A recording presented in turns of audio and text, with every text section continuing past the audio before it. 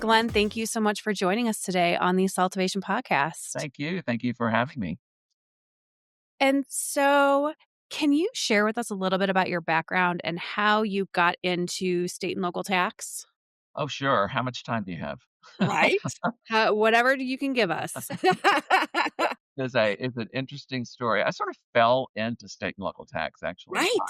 I So common. yeah, went to, I'm originally from Oklahoma, and I went to Oklahoma State University undergrad, and I majored in accounting simply because I knew I wanted to go to law school, and I thought, if I don't get in law school, I've gotta be able to get a job. And I know I can get a job in public accounting. So, I majored in accounting, had a great time at Oklahoma State, and then did get into law school and went to the University of Oklahoma and got my law degree. And while I was at the University of Oklahoma in the summer, the first semester, I was taking the intro to income tax class. And my professor was a fellow named Jeffrey Pennell, and he came into class one day in the summer and he goes, "Listen, there's an opportunity at the Internal Revenue Service for a paralegal specialist. You have to have a degree in accounting and you have to be enrolled in tax classes at the University of Oklahoma Law School. And so if anybody's interested, why don't you apply?" And so I applied, as did a good friend of mine, Andy Hartman, who is still a good friend. And we both were hired to work in the appeals office of the Oklahoma City District Office of the Internal Revenue Service. Huh. We were, it was called a paralegal specialist, but what we did is we worked with all of the appeals officers. So anything that was being appealed federally at the IRS level, we would write the reply to the protest. So like a protest to be filed, and the appeals officers, I was super impressed. They were all CPAs, they were all lawyers. A lot of them had LLMs. You think about these people working in the government, you think they're not qualified. These were brilliant people. And they didn't work very hard. I mean, we went in at 8, we were finished at 4:30. And so after that, I worked there for my second and third year of law school, 20 hours a week during the school year and full-time during the summer. And then when I got out, having a degree in accounting, I was recruited by, all the public accounting firms. And so I went directly from OU Law School to Arthur Young. We'll have a little history lesson here back when there was a Big Eight. Christine may Mhm. know about that, Christine, when there was a Big Eight, but there were 8. I was Big 8. Okay, I'm 30 years, so Yeah. yes, Big 8. I was, like, even thinking it might have been Big 12. Like, I can't, Yeah, no, Big 8. And so I went to Arthur Young and, with an advanced degree, did pretty well, got promoted early, and then the oil bust came. It was in the '80s, and, Arthur Young lost almost all of its clients, all of its oil and gas drilling funds, all this stuff. It was, like, desolate, and so I got laid off. And as did a lot of other people who had advanced degrees. They were all like, "You know what? You can get another job. You've got a law degree. Don't worry about it." So I went to work for the Oklahoma Tax Commission and in the general counsel's office there in Oklahoma City. And there's a general counsel and 7 assistant general counsels. So I was one of those 7 and did litigation for the state and represented the income tax division, sales and use tax division, and did all the hearings before the administrative law judges there. So that was the entrance into state and local that I just sort of fell into it. And moved from there. There was an opportunity. I'd gotten married. My wife wanted to move from Oklahoma City to Tulsa. I went into the tax commission to resign, was going to get a job with a law firm in Tulsa. And it just so happened that the fellow who was the administrator of the Oklahoma Tax Commission in Tulsa was retiring. And so because of my work in the general counsel's office, they came to me and they said, "How would you like to be the administrator of the Tulsa district office for the tax commission?" And I'm like, "Great." I think 27. I had like 80 people reporting to me. A lot of people that were there were not happy, a lot of the old timers who really wanted that job. So I got a big dose of, how to be politically correct and how to give deference to people who had all the experience. I mean, I really probably shouldn't have had that job, but I loved it. They came to love me, I think. I stayed there for 7 years, and I was starting to get, Harley Duncan. I was involved with the Masada meeting at that Midwestern States Association meeting because it was Oklahoma. And so I met Harley Dunn I met all these started meeting all these people that ended up being sort of, with me in my career for a long, long, long time. And so I thought, I don't wanna be a career state employee. I wanna get out of the state. Uh, Okay. and so an opportunity came open for Kerr-McGee Oil Company that was back in Oklahoma City. So I Okay. moved from the tax commission to Kerr-McGee, and I became the director of state and local tax and in-house tax counsel for them. And I remember vividly my first day at work there, they were like, this position had been open for 2 years for their director of state and local tax. And so they said, "You have 173 open audits." And I was in charge of audits, and so I was like, "Oh my god," so I just sat down. I remember the first week I got mail from 13 different states, and within the first 2 weeks, I had a hearing, a unitary tax hearing in Idaho, for Kerr-McGee, and I didn't really know much about how the company was organized, how it was set up, what parts were unitary, what parts weren't, you know, why we were being audited, why Right, what are you defending and what what are Yeah. they getting it's like, I do haven't even seen the org chart yet. How am I supposed to make a unitary argument? do I have settlement authority? I mean, I'm going I mean, what What's our Can I take a look at the financials? What's our reserves for all of these? What's the need materiality? to know, and I Need remember to, like, somebody from the law push department was these like, "Don't worry about it. Go, yes, just call us and, get a number." And so that's kind of how it started. So I loved it, and I've got involved with the American Petroleum Institute. I've always been one of those people who was like the leader.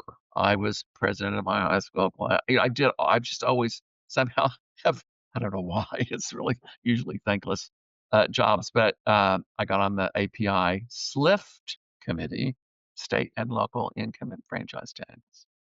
And I met Marilyn Withicum. She had just left Montgomery Ward. Montgomery Wards, Montgomery yes, Ward had been taken over by yes. Noble, and so she was suddenly in the oil and gas industry. And we went to our first API meeting the same time. Both of us were joining that group and met, lots of people. So I stayed in the oil and gas industry for about 7 years at Kerr-McGee, and just really loved it. But I got divorced, and I was wanting to leave Oklahoma, and I'd had a lot of hearings for Kerr-McGee in New York State and New Jersey. So I got to come up here to the Northeast frequently to handle those hearings. And I would, of course, try to arrange to have my hearing on Thursday so that Friday would be a travel day, and I would instead stay in the city and then travel on Sunday. Then I could spend the weekend in the city and go to some shows or see the sights and have some fun in the city. And I fell in love with the city. So opportunity came knocking again, and I actually got a call for headhunters were calling me, and I got a call to go to work for Disney in California to be their director of state and local tax. And Interesting. everybody called all my buddies. They were like, "Oh, it's a sweatshop. You don't want to go there. It's horrible." And I was like, "Okay, where do I want to go?" And I was like, "Oh, I really want to live in New York." So I just told the recruiter I want to move to New York City. And I remember the recruiter saying, "Nobody wants to move to New York City. Why do you?" I said, "No, I really do." So I had an interview with Price Waterhouse, and I moved to New York and went to work for PW. And the rest, I say, is history. I've been here for actually it was 30 years, April 22nd. So when I And left, 30 years ago, New York was very different than it is very today. different than it is now. And I also, my claim to fame at the time was that the Oklahoma City bombing was April 19th, 1995. So then, bam. And my last day at work supposed to have been Friday, and I was moving to New York on April 22nd.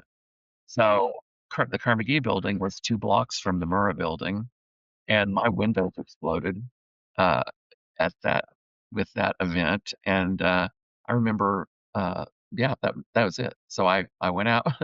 The CFO, John Lenihan, who was the CFO at Carnegie at the time, I remember him saying to me, my car was in the parking garage at Carnegie, and the blast had caused the garage to kind of tilt a little bit, and so they couldn't the gates wouldn't open, so nobody could get their car out. And I had to find somebody of authority, so I found John, and I was like, "I have to take my car because I'm Right? leaving and Leaving. I'm coming back, and I'm giving my car to my brother, so I have to get it out. So he got, people, security people, and we got the car out, and, Wow! that's how I left. Right. So That's a thing! it was a thing. It was something you never forget, Oh, and no. and it was really also unusual for me because I didn't deal with the aftermath of that bombing because I left. Right? Because you weren't there. So Yeah. so I didn't know, although I, subsequently found out there were, because that daycare center was so close, there were people, families at Carnegie that were affected, lots of people that I knew from tax commission that were affected, et cetera, and so, um, I remember watching when they felled the Murrah building. I watched it on television from New York, uh, Yeah. and it was years before I really went back to see the memorial or anything like that. So, quite an unusual, movement from Oklahoma to New York City.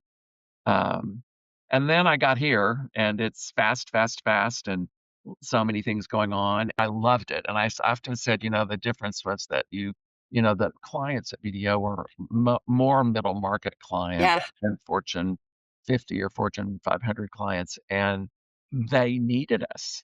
They Right. didn't have the in-house expertise for state and Mm. local that a lot of what I found in the Big Four was that you would oftentimes get projects from big, big companies after they'd already done everything in-house they could to settle it, and they couldn't do it. Yep. So they management wanted somebody to point the finger at and say, "Well,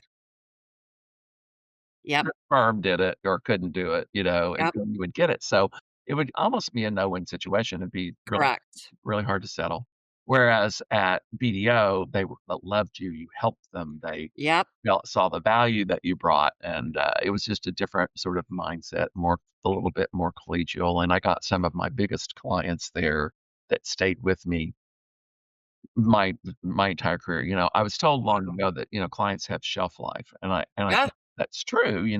Things happen, people, within the company or a firm will retire or get fired or just move, and somebody will come in over them, and stuff happens so that your relationship suddenly isn't the same. uh, Mhm. you may or may not get along with that new relationship, and so you may lose them. But I had one client in particular that was a pharmaceutical company that was they did generic pharma, rather than branded pharmaceuticals, and sort of had been family owned, about 3 billion in revenue, so not small, but not huge. And I did everything for them. So that was really the main client I needed. I had audit defense projects in 10 or 12 states. We did consulting projects, planning projects, Mhm. structuring projects, everything. Uh, Transfer pricing, we pull in all types of different services for them, and I had a really great relationship. And that I'll just finish that thought. That pharma was then acquired by a larger pharma that was then acquired by a larger pharma, that was then acquired by a larger pharma, and when I went to KPMG, I brought in the small one, and all these mergers happened while I was there. So it was my client, and it went from being a $3 billion client to being a $240 billion client, and I nearly lost control because everybody wanted it, Right. every partner, and I was not a partner there, I was a director. When I went to KPMG, I was already, uh, of an age where I couldn't, if I'd gone in as a direct debit partner, I couldn't have invested in their, uh, Mhm. plan before I would have to retire. So, Right. I just went in as a director. But you're also even though you were been qualified, you weren't a CPA, right? Because you have an accounting undergrad. Did you become a CPA or a lawyer? It's interesting, I am a member of of the New York State Society, Okay. but I am not a CPA. Okay. That's How interesting. how does that happen, you ask? I thought the same thing. Yeah. I was also with a small public accounting firm after I left Ryan. I kinda stopped midway after I got to New York, but, uh, if you are a, partner level person in a small regional public accounting firm, 3 partners in that firm can sponsor you, and you can become an active member in the society. Oh, interesting. Okay. And so they really wanted me to do that. So, yeah, I am a member of the New York State Society, but I'm not a CPA. Well, Almost so many things are changing in terms of that, but I was just thinking in terms of you being a yeah, partner, I am, but, I'm a lawyer too, but I could be a CPA, but I wasn't, but I went in public accounting, yeah. and then I'm like, "Okay, if I'm gonna stay, I guess I better become a CPA." So I kinda did it like you, but I got it because I'm like, to stay, to get the credibility, I need the certification, even though I kept my law license active. So outside, I might step away and go to a law firm, but I just never did. I've always preferred public accounting to a law firm from the ability to help more people across the nation than just be situs in one locality where I'm licensed, right? You were at BDO during 9/11 then. I was. Yes, I was at BDO Okay. during 9/11, and that was another Okay. thing, all of my friends were like, "Okay, Glenn, where are you going next? Because we're not going anywhere near you." After the Oklahoma City bombing, and I remember my mother telling me, "You're not gonna be safe in New York." And I said, "The worst disaster in US history just happened across the street from me in Oklahoma City. I'm gonna be fine in New York Right. City." And then 9/11 happens just a few years later, and And I were was you there. close? Like, was your building in the financial No, no, Okay. video Okay. was Midtown, and if you Okay. live in the city, the World Trade Center was downtown, so a Mhm. few miles. Uh, Yep. Nothing's that far in New York City, Right. but it was pretty far. I Yeah. do remember, everybody remembers where they were and what they were doing on that morning, and I do remember it was a very clear, crisp, beautiful day in New York City, clear skies, sunny, September 11th, and I, live, right around the corner from the Plaza Hotel, and I walk to work, so I walked down Fifth Avenue, and our offices were at 43rd and Madison, so from 58th and 5th to 43rd and Madison. So I stepped out on the corner of 58th and 5th, and I saw the smoke plume that you all saw on the news from one of the towers.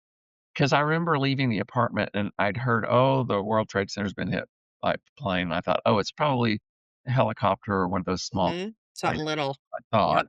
And then when I saw the smoke, I thought, "No, that was not a small plane."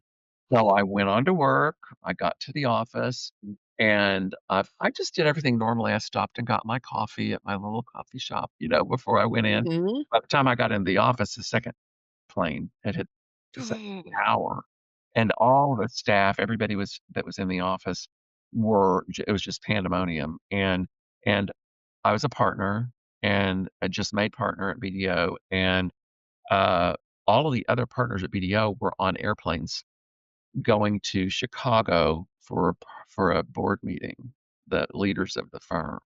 And so they couldn't be reached. And there were like 2 other partners that we were junior partners that were only ones in the office. And everyone was turning to us about what to do, you know. Mhm. And I just immediately said, just evacuate. Just go home, go somewhere safe, because the location of the BDO office was we were just a couple of blocks away from Grand Central, just a couple of blocks away from, the Chrysler Building.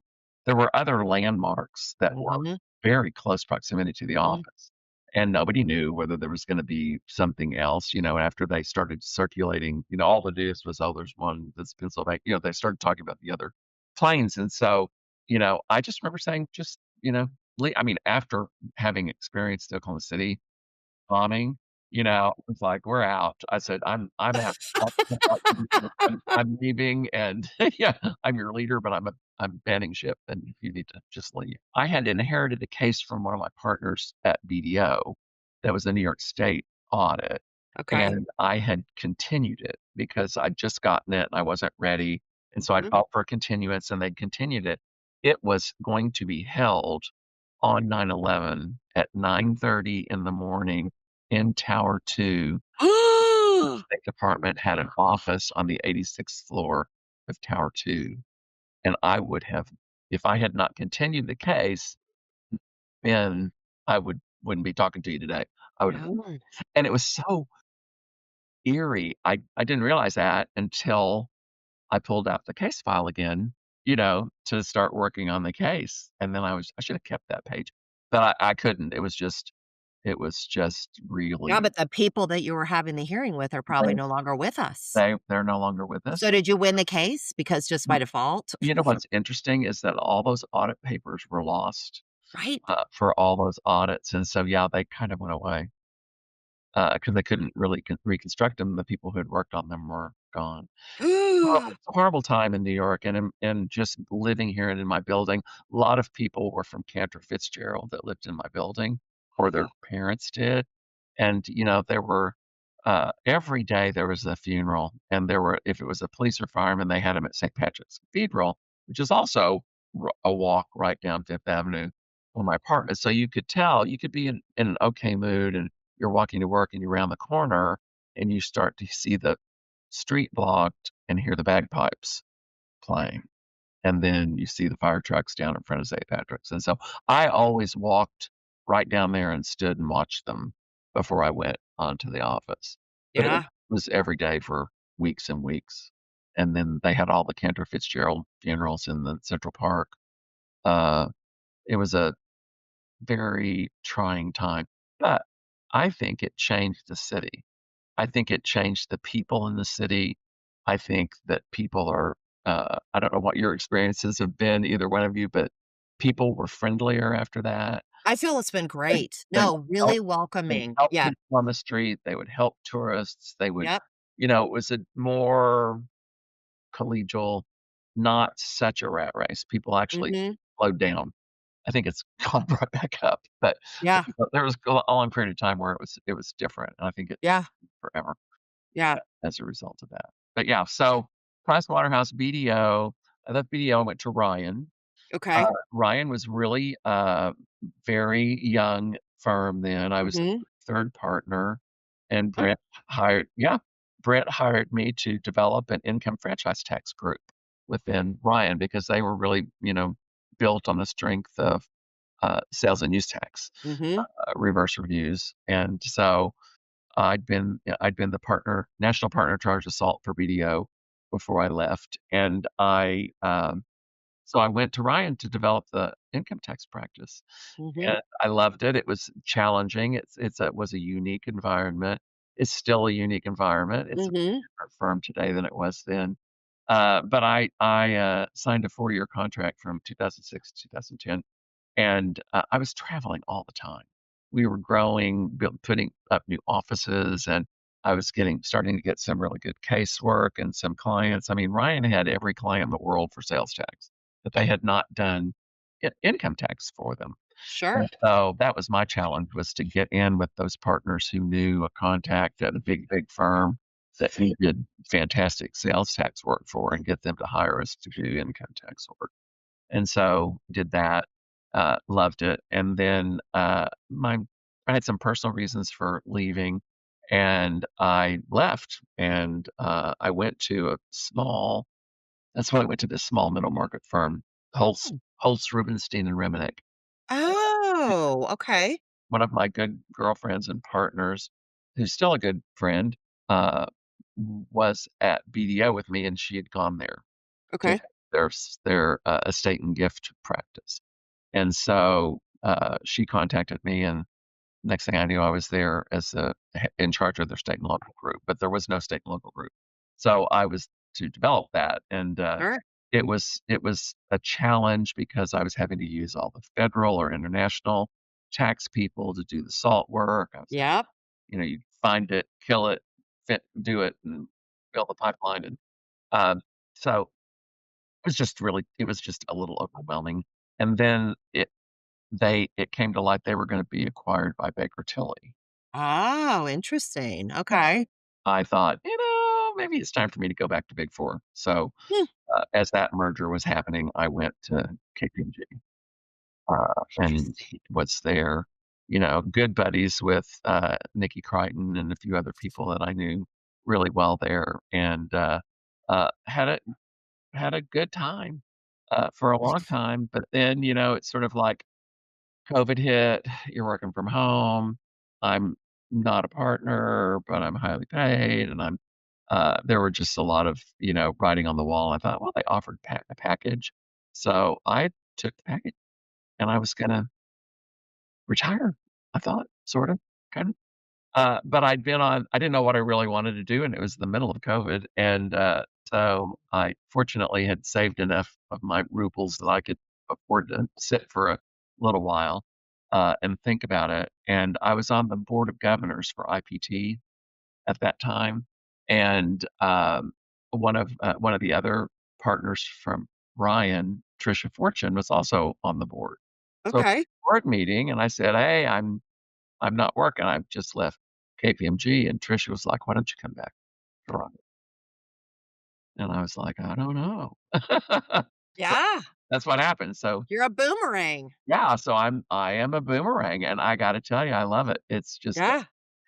I've had completely different roles here Yep. since then. I came in and I connected directly with Brent, and Brent is, just a brilliant guy, and he was like, I could have done a lot of things." He goes, "You could go into our Ryan Law, you could Mhm. to our advocacy practice, you could go into our income tax practice," but, he just hired a fellow who'd been the overall head of tax for Deloitte, Greg Rochakov. Do you know Greg? Oh, I do, Mhm. yeah. Ryan, and Oh, that's well, he retired, didn't he, from Deloitte, and then that was his pet segue, right, to Ryan. I just talked to him recently. yeah, yeah. Something.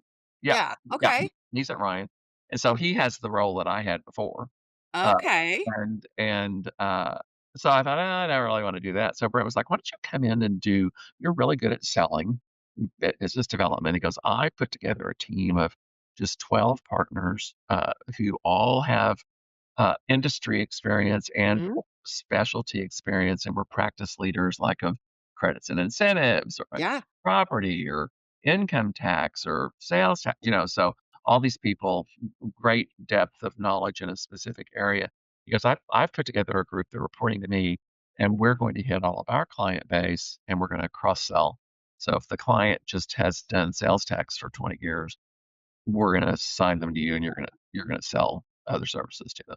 So it was called the Client Services Group, and so I came in, to do that in 2021, and I always kinda wanted to be in national tax because I Mhm. have always done public speaking since I started, and I've always authored articles and written, thought leadership articles, and so I thought, I really would rather do that, but Ryan really didn't have a we had a national tax group, but it was really small. It just wasn't gonna be a right fit at that time. 'Kay. So segue 3.5 years later, um, I got appointed to the advisory board for Tax Notes State and started publishing articles there. So I've published about 6 or 7 in 2 years. They're quarterly. Yep. And then I just got on the Bloomberg State Tax Advisory Board. Yeah, they're really picking up with a lot of stuff I've been noticing lately. Yeah, Like, they they're have a trying good to come in over CCH and some of the yeah, historically so it's yeah, been really interesting to see, like, who's giving different kinds of information that's relevant. yeah, 'Cause I yeah. didn't feel like they were a resource I used when I started.